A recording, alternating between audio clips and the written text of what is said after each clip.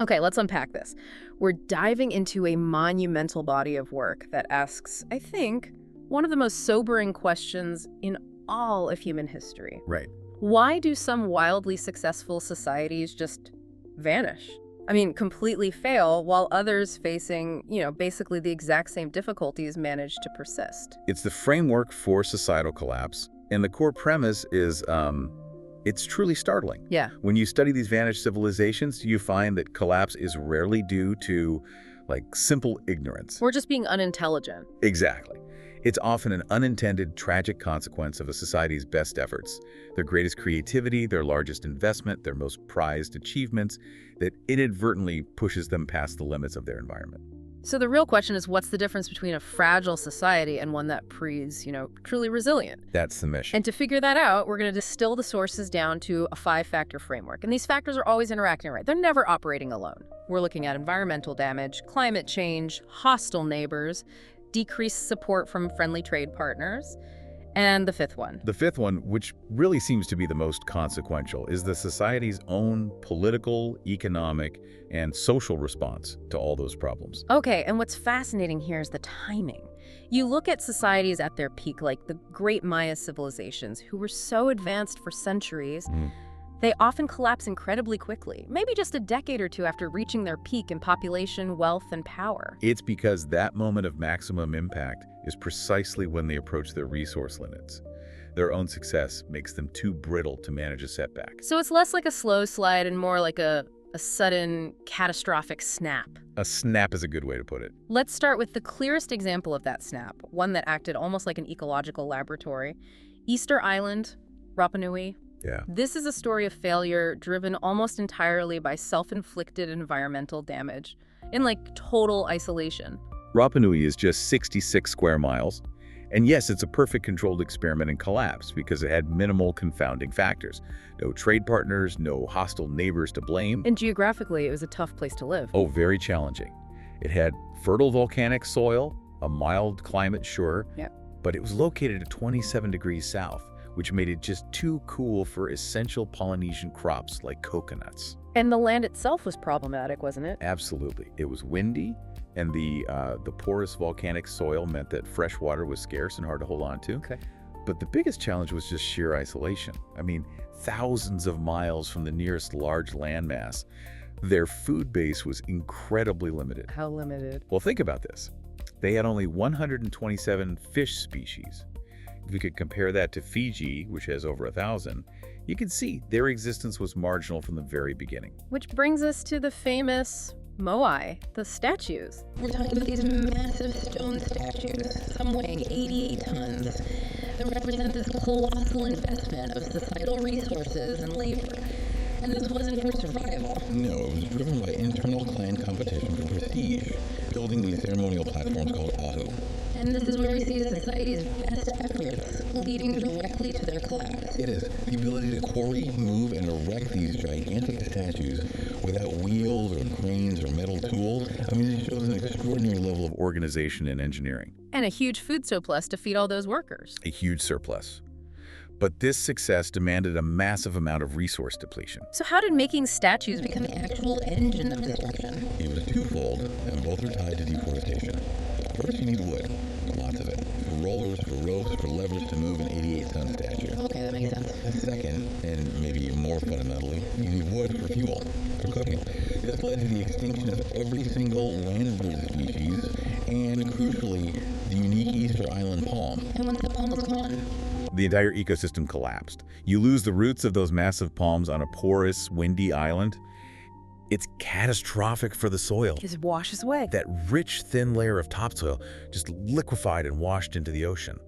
The sources detail how the Poik Peninsula, a core agricultural area, had to be abandoned twice because the soil literally disappeared.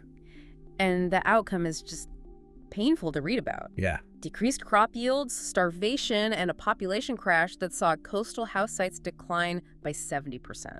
And the ultimate sign of total internal failure is what you find in the archaeological record. Cannibalism. A descent into cannibalism. We have clear evidence. Cracked human bones in late garbage heaps, fractured to get at the marrow. And most disturbingly, scientists found human muscle protein in dried human feces recovered from house hearths. Wow. It wasn't just starvation. It was a total breakdown of the social fabric, all driven by resource scarcity. Their monumental success paved the way for their existential failure. It's just, yeah, it's painful to hear about. Okay, let's pivot from a completely isolated ecosystem to one that had options and refused to take them. Right. We're moving to Norse Greenland. This is a different kind of failure, right? A case where a deeply ingrained cultural identity just overrode basic survival logic. This failure is a textbook example of that fifth factor, the social response trumping the environment. The Norse arrive around AD 984, and they're aiming to transplant their Norwegian heritage. They are obsessed with being high-status Norwegian chiefs. So their entire economic framework was based on, what, prestige agriculture? Not what was actually appropriate for the climate? Precisely. They were trying to be Viking lords in an environment that actively rejected their system. Pigs vanished almost immediately. Cow numbers declined dramatically. They were forced to rely on, low-status sheep and goats. But wait, let me stop you there. This sounds utterly baffling. If you are literally starving to death and the climate is getting colder, what cultural barrier is so strong that you ignore the vast, obvious resources your neighbor, the Inuit, are clearly using to survive? It was layered. They were starving in the presence of unutilized food. Abundant local fish, ringed seals, whales. And they wouldn't touch them. They relied on large, migratory seals, but when conditions shifted, those became unreliable. Hunting ringed seals, though, requires these complex, learned techniques, finding tiny breathing holes under thick ice. It was something the Norse never mastered. Or even tried to learn. It wasn't just a skill gap, it was about status. To associate with a low-status food source, or, God forbid, learn from the Inuit, it would challenge their very identity as proud European settlers. So it was a combination of a skill gap and just social disdain. Exactly. They also maintained a Christian ban on eating horse meat, and there's a theory they may have had taboos against eating fish, possibly from a bad food poisoning incident with Eric the Red. They literally chose not to adapt their diet. So their culture dictated what they couldn't eat, even if it meant certain death, because the elite, the chiefs, weren't starving yet. That's the engine of the failure. The wealthy chiefs were insulated from immediate starvation on their rich inner farms, and they controlled society so tightly that no one could experiment with innovations that didn't immediately help the elite maintain their status. Rigidity over flexibility. Every time. And when the climate turned cold, the decline just accelerated. The settlements collapsed suddenly, made worse by total cultural isolation. Ships stopped coming from Norway, and when no new bishop arrived after 1378, the whole social structure just withered away. That story is a chilling indictment of refusing to change your values when the facts of survival change around you. But does this self-inflicted blindness only apply to isolated historical societies? No, not at all. How does this manifest in a highly interconnected modern place? Let's look at Montana. Moving from the isolated island to the modern industrial state is crucial, because Montana shows the same environmental stresses, but with the complication of global interconnectivity. Right. Despite its beauty, Montana's traditional economic pillars, mining, logging, agriculture, are in steep decline. Mining left enormous toxic waste issues. So bad that Montanans actually passed a ban on cyanide heap leach mining in 1998. Logging is way down too. Down over 80%, and agriculture struggles massively with climate variability and rising costs. And their primary resource, water, is under siege. Intensifying rapidly. Montana is getting warmer and drier, which increases evaporation, limits snowpack. But the core problem is simple. As one water commissioner put it, more straws in the milkshake. An increasing population drawing from a Decreasing water supply. which leads to conflict and legal battles. They also have a huge problem with invasive species that's eating away at the agricultural base, right? Yes, their single most expensive pest problem is noxious Eurasian weeds. These things cause over $100 million in economic damage every single year by choking out native grasses. And that's not a problem one farmer can solve alone. No, it requires a coordinated, large-scale, long-term political response, which is proven elusive. And the forest fire issue is a perfect illustration of conflicting motivations and short-term focus. Another classic failure mechanism. It truly is. A half-century of aggressive fire suppression, which was seen as a successful best effort, has now created these enormous fuel loads. We're risking catastrophic multi-state wildfires. Well, foresters know the solution. They do. It's expensive thinning and ecological restoration. But that would cost about $100 billion for the western U.S. forests. But the public essentially objects to both necessary solutions at the same time. Right. They dislike unnatural forest thinning. They hate the sound of chainsaws, the look of it. But then they loudly protest the let it burn policy when a massive fire is threatening their town. So the government makes the short-term, politically easy choice. They tolerate highly flammable forests and then spend billions unpredictably on emergency firefighting, like the $1.6 billion spent just in the summer of 2000. It's an incredibly costly cycle of reaction, not prevention. But the hidden fragility of Montana is the real takeaway here, and it connects directly back to Rapa Nui. If Montana were an isolated island, Its first world economy would have already collapsed. Entirely. it's not self-sustaining. Not even close.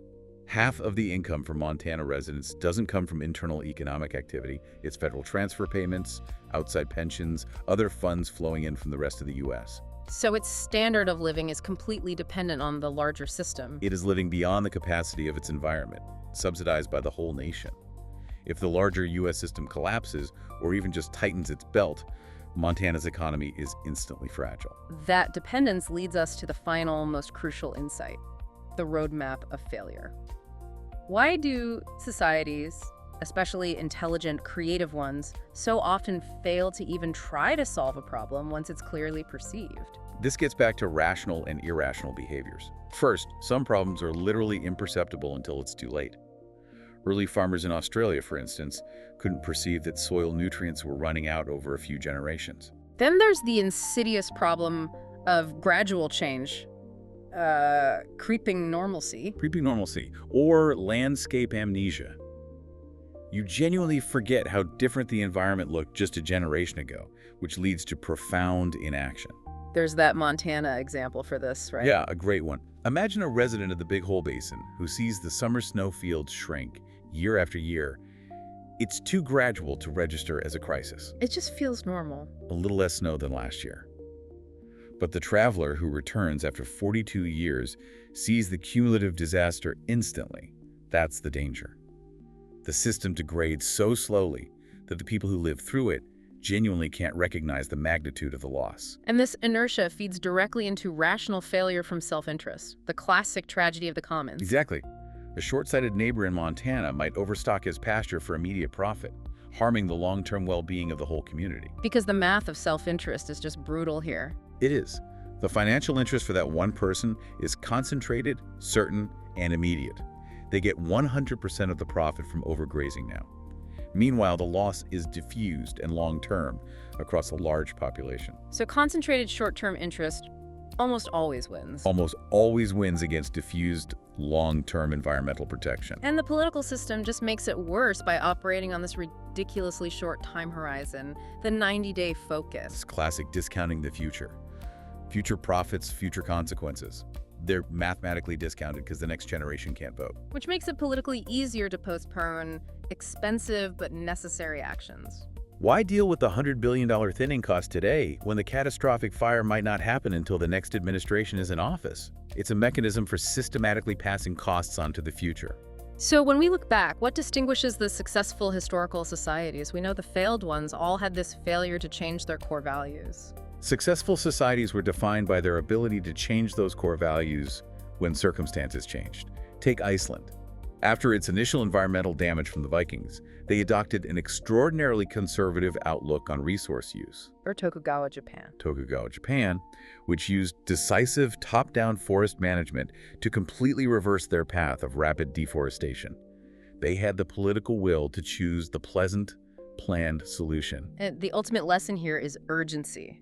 The decline phase can be terrifyingly short. Yes, a society's decline may begin just a decade or two after it reaches its peak numbers and wealth, because that's when maximum impact hits the resource limit.